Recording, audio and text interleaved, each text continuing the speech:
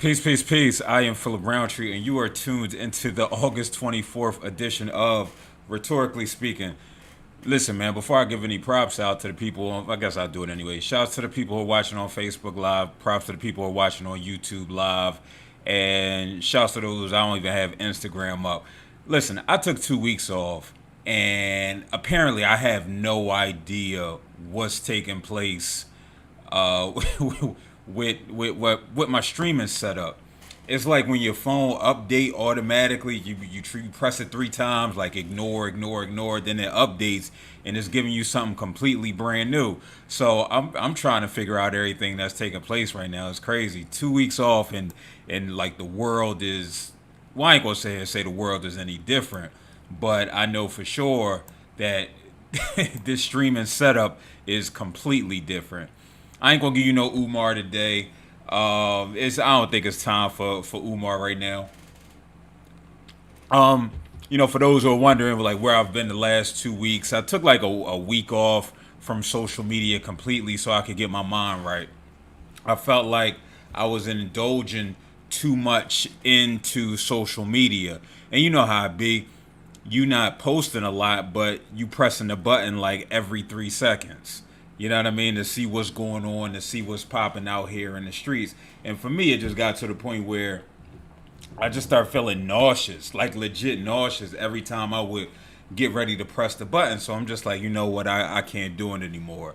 So that was the first week. And then I got back on social media. And for those of you who have taken social media breaks before, you know how it is when you come back. You're like, what is this nonsense? Like what is this? Is this what people really doing out here in these streets? But quickly you get reacclimated back to the full foolishness that's taking place. You know what I'm saying? And so, and shouts to those who are watching on IG Live. I guess I'm gonna give y'all some props right now. But go over to the YouTube page of Facebook Live Quantify LLC so you can get a better video of what's taking place. And so yeah, I quickly got reacclimated back to the nonsense with regards to social media. Then apparently school was starting again for me. So I'm currently enrolled in a doctoral program. I'm a doctoral student, so I'm kind of bougie. I'm leveling up a little bit. Um, and here we go. The YouTube troll starting already. Um, and so, I'm enrolled in a doctorate in social work program, and I didn't know it started last week. I didn't know that my residency started on Friday, Saturday, and Sunday. So that meant for 3 hours on Friday, on 8 hours on Saturday, and 3 hours on Sunday that I was going to be in class on Zoom with a whole bunch of folk who I had no idea who they were, but apparently we're going to be riding this journey for the next 3 years together. And so, I figured that out earlier last week. So I'm like, you know what? Let me just take this week off again. And lo and behold, here I am. Here I am back in these streets, and immediately coming back to the streets, we got some ish to talk about, right? We got some ish to talk about, and it's starting with the good brother James Blake. So for those of you who haven't been looking on social media, you haven't been watching the news, there was an attempted lynching of a black man yesterday in Kenosha, Wisconsin. Some people were probably like, Kenosha, Wisconsin? What the heck is that? I've actually been to Kenosha, Wisconsin. Probably about 2 years ago, I went to the University of Wisconsin Parkside, which is located in Kenosha, Wisconsin, to speak on black mental health and to do some other things. So I was actually in Kenosha, Wisconsin. What I can tell you is it is a whole bunch of nothing out there. You already think that Wisconsin is a whole bunch of nothing, right? But like Kenosha, I didn't know that this type of stuff would even take place there, because it may be because I was near like a college setting. I stayed downtown, but the downtown had maybe a like one Chinese restaurant, like one and a half stores. So it wasn't nothing really to write home about. So when I saw Kenosha, Wisconsin, I was like, oh Lord. You know, I'm not sure if Wisconsin is a red state or a blue state. I know their governor is a Democrat, but overall, I'm not necessarily sure how they vote out there. Why does that matter? Because we know in red states, shit, they shooting black folk everywhere. I'm not going to even get into the red state, blue state. I'm going to say that for a little bit later. They shooting black people everywhere. And so yesterday evening in Kenosha, Wisconsin, Jacob Blake was shot in the back 7 times by a white police officer. Now, notice I didn't say an unarmed black man or unarmed Jacob Blake was shot in the back 7 times by the police. Because whether you're armed or unarmed, getting shot in the back at close range 7 times should not be taking place. It was also in Wisconsin where an armed, legally licensed Philando Castile was murdered in the car after telling the police that, hey, I have a weapon on me, I'm legally licensed to carry it. And he was shot and murdered. Right? See, and I was going to get into this in a little bit, but I hate the fact that now we qualify it with unarmed black man or unarmed brown man was shot by the police, as if those who are armed, that there is somehow some type of license, no pun intended, for them to be shot by the police. You know, when we talking about somebody getting shot in the back, that means you offered no threat, whether you were armed or not. But here, I think it's become so cliche now in society where we always have to preface everything by saying unarmed black man was shot. Because it's just like, yo, there was absolutely no reason to shoot him. That's what I think they're trying to say. I get it. But I think it causes a slippery slope when we start talking about, well, who deserves to be shot then? Right? Who deserves to be shot out in these streets? People who are armed? Who deserves to be shot in the back? People who are armed? So no. That's why I don't use those terms. But yesterday he was shot in the back 7 times. He went into surgery yesterday, last night, and to today. He's now in stable condition according to his father. I contemplated showing the video, as I have shared it on my social media platforms. I contemplated showing the video on here, but I'm like, if you're on social media, unless you have one friend, or unless you aren't following anybody, then you've had an opportunity to see the video. Me personally, I haven't seen it. Yes, I've shared it because I think there's purpose in sharing these types of videos, but no, I will not watch. I don't engage in recreational trauma of this sort. Those of you who know me be like, well, Phil, you watch First 48. Somehow I've been able to reconcile in my mind that that's somehow different. When actuality, it's not. It's the same type of trauma that we're seeing on a day in and day out basis. There is no difference. But again, we pick and choose what we want to indulge in. So no, I won't be watching Jacob Blake be shot 7 times in the back. People are like, well, what's the circumstances? We have those type of people still. And we will always continue to have those type of people. And it's not just white folk. I've seen black people on my post. Well, why didn't he just comply? Why didn't he just comply? Because you have a badge, that doesn't mean that I have to comply with you. Right? I'm not in the commission of a crime. Now, and this has happened to me, where if they get a call of some type of suspicion, which is easy to fabricate, which is easy to make up and say if you were them, we got a call about a suspicious person in this area that's matching your description. Can we see some ID? Apparently you're legally obligated. But again, I haven't done my due diligence. I don't know my rights like Colin Kaepernick implores us to know. But I should. We all should. Because maybe that'll make a difference. This damn fly is killing me right now. It's like that one fly that get in. You ever had that one fly that get in and you just like, yo, this boy he's persistent. He won't let up. And you don't want to go get the old school, the joint that hang from the ceiling from back in the 60s, 70s, and 80s that your grandparents and parents used to have. You know what I mean? Because that's kind of tacky these days. So I'm going to let him ride out. I'm going to let him ride out. But when we talk about, the situation that took place, allegedly, now I will say allegedly because I wasn't present. I have no idea as to what took place. But allegedly, per a neighbor who probably is a reliable source, there was a barbecue taking place. Two women started fighting. He was the peacemaker and tried to break up the altercation that was taking place. Subsequently, the police had been called. They come out. He like, oh, see the police? Gotta go. Starts walking.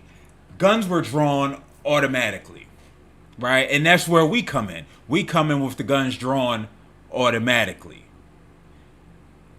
According to Kenosha police, and I'll read what their statement says, we had, there's some intricacies, some details that we don't know about that might have taken place prior to the video being recorded. That doesn't matter. Why doesn't that matter? Because it only matters where it picks up at, right? And if you have somebody walking away from you who is not a threat, walking around the car, because his three young sons are in the car, making sure they good in the car. Okay, let me go get in the driver's seat. We out. We not going to even participate in the fuckery that's taking place right now. The cops attempts to pull him by his shirt, then shoots him 7 times. There's no visible weapon on him. There's multiple of you. That's what you resorted to? Now, there are conflicting reports saying that he was tased prior to. He looks like a fairly small individual. I've never been tased before, but I've seen some of the biggest people take it down after being tased. Now, I have also seen some of the smallest people eat that taser. I've seen them eat the taser, right? So I'm not necessarily sure. And of course, this isn't playing on Facebook, but it's cool. We're going to share it tomorrow. And so with that, he was shot 7 times in front of his children. And now we're all sitting here like, wait, what is happening? What the hell is going on? The family, listen, they knew what it was. They reached out to Ben Crump, who's the famed civil rights attorney, who's doing amazing things, and said, listen, this don't smell right. This doesn't smell right. You dig me? And so now here we are. Here we are a day later. And prior to here it being a day later, the folk out in Wisconsin, they said, listen, nah, they tore the shit up. I'm a firm believer that you have to tear shit up to get people's attention. You have to tear shit up to get people's attention. Because you think those officers were looking at Joel Embiid say her name on the back of his basketball jersey? You think they gave a damn about that and said, no, they said say her name, or equality, or education reform? When they pulled the trigger and shot him 7 times? No, they did not.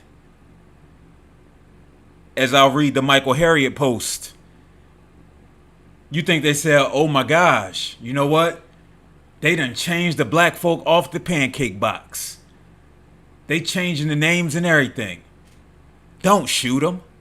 No. When Cap was kneeling and he's saying, listen, I'm kneeling and to protest police brutality. Did that stop them cops yesterday from shooting Jacob Blake 7 times? No, it didn't. You got to fuck shit up. And when we look out throughout history, it's been violence. And we're not talking about violence towards people. But yes, we are also talking about violence towards people. But sometimes you have to tear the community up to wake people up. You have to hit people in the pockets because that's what we care about here in America. Let y'all president tell it. You dig me? And so they tore shit up. Now the National Guard has been sent in to Kenosha, Wisconsin. There was a question as to whether, where would well, let's wait for the body cam footage to come out. Apparently, Kenosha, Wisconsin PD will not have body cams until their budget in 2022. So now they have dash cam, which is only going to capture what's taking place in front of them. Maybe a little audio. But they're saying, oh, let's not jump to conclusions. Well, we got some video right here. Men lie, women lie. Videotape doesn't lie. And here we have somebody who did not pose a threat to these state-sanctioned murderers. Because that's what happened. It was an attempted murder that took place. And now here we are again as a society left to pick up the pieces. And not even as a society. Black folk are left to pick up the pieces. And so here's what Governor Evers said. While we do not have all of the details yet, what we know for certain is that he is not the first black man or person to have been shot or injured or mercilessly killed at the hands of individuals in law enforcement in our state or our country. Kudos to you. But of course, the red folk, the Republicans, had to turn it and say, this isn't what you're supposed to be doing as an elected official. You're supposed to be keeping the peace.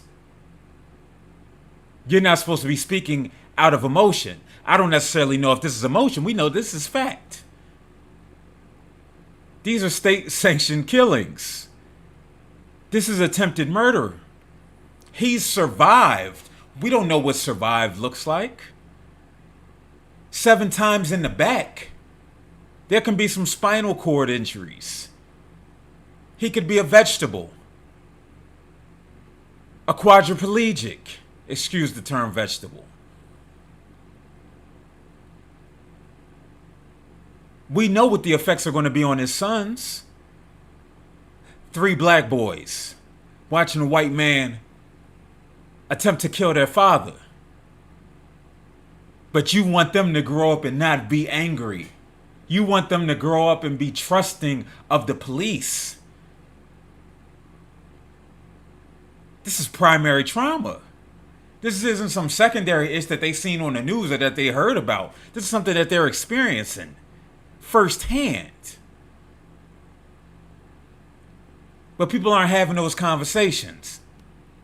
People aren't having those conversations. And so then we get this statement from Kenosha police who says, well, until the DOJ investigation is completed, we ask that you withhold prejudgment about the incident and please let the process take place. Governor Evers' statement on the incident was wholly irresponsible, and not reflective of the hardworking members of the law enforcement community, not to mention the citizens of the city of Kenosha. Peep this, though. Peep this. Because, again, the details and where you want to know where people stand, it's in the details. As always, the video currently circulating does not capture all the intricacies of a highly dynamic incident. We ask that you withhold from passing judgment until all the facts are known and released. Notice how they preface the statement by saying, as always, the video currently circulating does not capture all of the intricacies of a highly dynamic incident. So what they're saying is, whenever a video comes out, it's not representative of what actually took place. That the footage could be lying. Men lie, women lie. Shit, numbers lie. I believe video. Unless it's been doctored, unless it's something that the government is putting out, then I got some questions about it. But again, here we are. Here we are as a society. Here we are as a community. Now, I don't even have any, I'm angry, of course, right? But again, I've seen so much throughout my 36 years of life. And so me seeing so much of my 36 years of life, and again seeing the Ahmaud Arbery's and the Breonna Taylors and the Charlene Lyles and there's so many, I'm missing people. George Floyd's. A part of you become desensitized to it. So I don't necessarily know if I have any real insightful opinion on the actual event that took place. But some questions came up for me. Was that people still out here calling for justice for Breonna Taylor, which they should, which we all should. Me personally, I'm calling for accountability because I don't believe that justice can happen. Not here, not in America. We're talking about hundreds of years of so many egregious acts committed against the people. There can never be accountability. I mean, there can never be justice. There can only be accountability, right? But again, they didn't say, oh my gosh, they're calling for justice for Breonna Taylor. Let's not shoot this black man in his back 7 times while I hold his wife beater, excuse the term, but I think that's what it's called, or also known as an A shirt. Right? That didn't stop him. What also came up for me was the community response. Just this year alone, right? We had some things take place prior to the pandemic. Even though we learned about Elijah McClain, that took place last year, but we learned more about it in the midst of the pandemic, right? Breonna Taylor, Ahmaud Arbery. Ahmaud took place prior to the pandemic. George Floyd was the perfect storm. He was the perfect storm for mainstream social justice. Why? Because everybody was home in front of their computers, on their phones, chilling, not going everywhere. Everybody was social distancing, being good Americans. And so when you ain't got nothing to do, we ain't got no sports, we don't have nothing going on, and you see the video of a knee in the back of a man's head for 8 minutes and 30 some odd seconds, and he's murdered. There was a perfect storm that took place. COVID, tragedy, coming together. And this is why we've seen the civil unrest that has taken place within the last few months. Yes, it has died down. Yes, we knew it was going to die down. That's just the reality. But I don't think we give COVID enough credit. Yes, and it sounds crazy to say, right? When we're coming upon 1 million people who have died from COVID. We're talking about hundreds of thousands who have been hospitalized due to COVID. Probably the millions who have been asymptomatic to COVID. Some people with long-term heart conditions, long-term lung conditions as a result of COVID. But if not for COVID, would George Floyd would have been what it have been, what it was? If we didn't have any other options, any other distractions. Because we see now that the world has opened up. And yes, people in Kenosha are protesting because it's happening in their backyard. It's at their front door. The door is open. The trauma has walked through the front door. But let's look around. Are there protests anywhere else? I haven't seen any. Is the outrage in the media what it was with George Floyd? Not that I've seen. Why? Part of it is because the world is back open, even though it shouldn't be open. Because we know that people are still testing positive, people are still dying. The incident rates continue to rise. And so again, this is where we are. We're back to the fickle time for mainstream social justice. Then again, I say mainstream social justice because there's people out here doing the work day in and day out where the cameras aren't there. They're petitioning, they're picketing, they're marching. They fucking shit up. But for mainstream social justice, it was trendy for some folk. It was a way to put up some Black Lives Matter, to put up the black fist, solidarity. Now, trust me, I know that progress is slow, especially when we talk about this. Anybody who thinks we're going to have overnight change is sadly mistaken. It will not be seen in many of our lifetimes. That's why we got to continue to fuck shit up. Excuse my French, I meant to say that.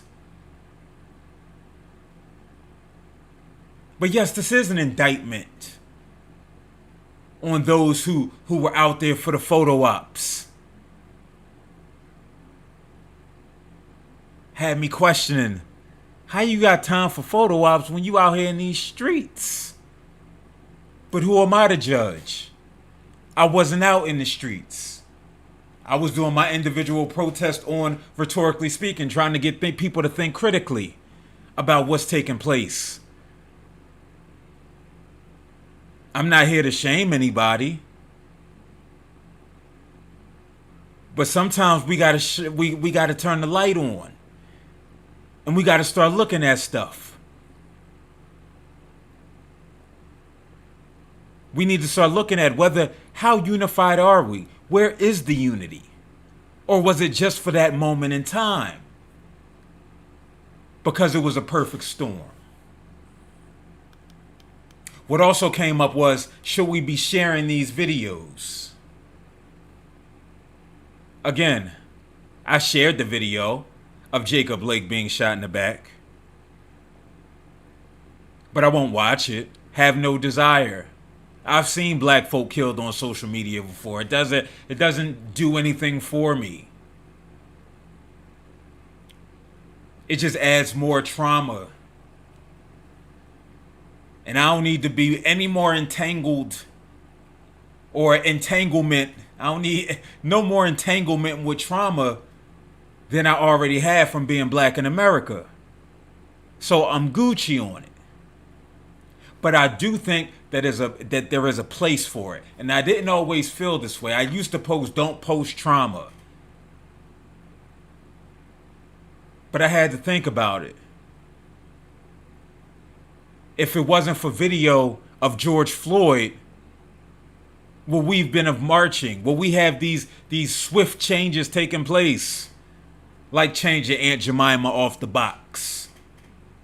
Like getting all these corporate statements. We stand in solidarity with the black community. All them up, because that was in solidarity with the black community. Where they at right now? For Jacob Blake. I didn't see no statements come out. I told you, I turned Call of Duty on back when George Floyd happened. And they're saying we're in solidarity with the black community. I done played it last night. I didn't see anything about Jacob Blake. But it's purposeful. Because some people need to see this. And I'm not talking about the white folk who don't give a fuck. I'm not talking about the black folk who don't give a fuck. It needs to make the rounds. Because then that allows people to put pressure on the people who need pressure putting on. How you like that alliteration?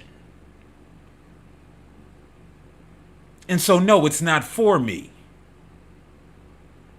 I'm not necessarily a visual learner anyway. I can read the gory details and say, oh my gosh, we need to be doing something. For some folk, they actually need to watch it. They need to see it for it to be real to them. I always tell the story about how I'm like, COVID, wake me up when it get to Harlem. All right, wake me up when it get to Philly. All right, wake me up when it get to North Philly. All right, wake me up when it gets to somebody I know. And then it got back to somebody I knew. And their family. God bless the dead. And another brother who was on a ventilator for some weeks. I'm glad he's healed up. Some people need to actually see it. It needs to be in front of their face. It evokes a different type of emotion when you can watch it, when you can see it, when you can taste it, when you can touch it, when it infiltrates every being of your body. What would it have looked like if we would have saw Sean Bell? If we would have saw 50 shots of bullets killing him and injuring his friends after he's coming out from his bachelor party? What would that have looked like? What if there was video for what took place with Abdulawima, where they took a plunger and sodomized them with it? Is that traumatic? Hell yeah. Would there have been more progress? Potentially. Right? I'm a cynic. So I can't sit and say that we would have progress even if we've seen those things. We might have had a little bit of progress, but maybe not necessarily a lot of change. And so, yes, I do think it's necessary. I empathize with those of you who are like me, who do not watch it, who can't watch it, who refuse to watch it. But I do think that there's a place and time for it. You know, I was sitting here, I had another topic to get to. And props to y'all who are watching on Instagram. I mean, I got a few minutes left. Head on over to YouTube and watch on Quantify LLC. But I'm not going to even get to it because I don't give a damn about the Republican National Convention. I could care less. I could care less about the McCluskeys, those two deranged, crazy white people who pulled out guns in front of protesters in St. Louis, Missouri.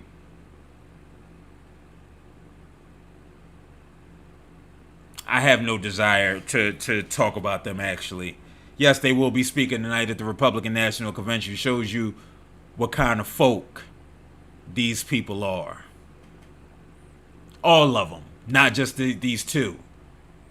And there's also a sister. I'm not going to say she's not a black sister. She's not an African-American woman. I'm not going to say her name, no. I was going to play her little video. She's running for Elijah Cummings' seat in Baltimore. And you might have seen the video where she's walking around talking about the Democrats have done nothing for black folk. I mean, I ain't going to sit here and say she wrong. But it's still nasty of her to use as a part of her platform. Talking about how Baltimore has been ran by Democrats and nothing has changed. In Democratic cities across the country, nothing has changed. I think that might have something to do with Republicans as well, who you're vouching for. And she went viral because, again, Trump and his cronies, they always looking for blacks to exploit. We see now, they still exploiting Herman Cain, who died from what? From COVID-19. They're still exploiting him by using his Twitter. So yeah, it's nonsense. But I'm not going to question, well, I could question her blackness a little bit, but she's still a black woman. She just might be caught up in the matrix. She might need to get out. They done hit her with the teacup. But she'll be speaking at the convention. So will the prosecutor who will not be prosecuting or who hasn't yet prosecuted the killers, the murderers of Breonna Taylor. He'll be speaking too, right? So interesting. So interesting. What I am going to do is I'm going to post this joint from Michael Harriot that says, "Thank God they changed the pancake box," he thought, just before the cop's bullet tore into his back, carrying shards of shattered vertebrae into his lung. As he drifted in the darkness that beckoned so many black souls before him, he whispered, "At least I had Juneteenth. That shit don't mean nothing without change." Before I leave y'all, man, I'm gonna play this poem. Back when I used to work on radio, I had this brother Kerwin Sutherland on, and he talked about the impact of police videos, and it was so powerful, it was so impactful that I'm gonna play it for y'all now. Absolutely. So yeah, I definitely want to get the people a taste. You know what I mean? For sure. So if you could hit us with something. Sure. So yeah, so I have this. Actually, I'm gonna do this poem called Ars Poetica 3, and it's like a poem about me sort of dealing with all these police videos and everything. $5, large pizza and large fries and large soda and heft to gorge a layered mouth and pack to heal elsewhere in time, and 400 enslaved ships of unspeakable horror and King Leopold and Hutu and Tutsi, and I can't fit it all down my throat, and enough food to obscure the bodies and police videos and sidewalk blood and broken windows, and we do it to ourselves, and we animals and we thugs, and we killed over not complying, and I eat it all, and tomorrow there will be more, and next week I can see, and next year ain't nothing gonna change, and I am obese to all of it, and 5 wings and fried rice and a homemade iced tea and ice cream and TV and police videos and dash cams and body cams and see, and my eyes are open and I can't stop. And it's like I am supposed to grieve, and it's like I am supposed to know death routine like this, and if I leave I am a traitor, and if I stay I am exploiting, and I am big enough to be all of it and still eat, and mutant and big sexy super predator and coming for you, and Garner and Rice and Bland and games and names upon names, and so many names it seems like no names, and so many names it seems like I'm next, and I'm dying by some American creation. And this is systemic, and that insight won't save me from nothing but ignorance, and I guess that's something, right? And at least I got that right. Thank you. I feel bad. I got to talk after that, man. I'm gonna have to sit. I'm gonna have to read it. I'm gonna have to dissect it again because it was so many things. Yeah. Happen there. You know, it's then the emphasis on police videos, man. Yo. Yeah. Yo. Yeah. That's what it's supposed to do, though. Like, that's what art is supposed to do, right? It's supposed to evoke an emotion from you, right? So when you say police video,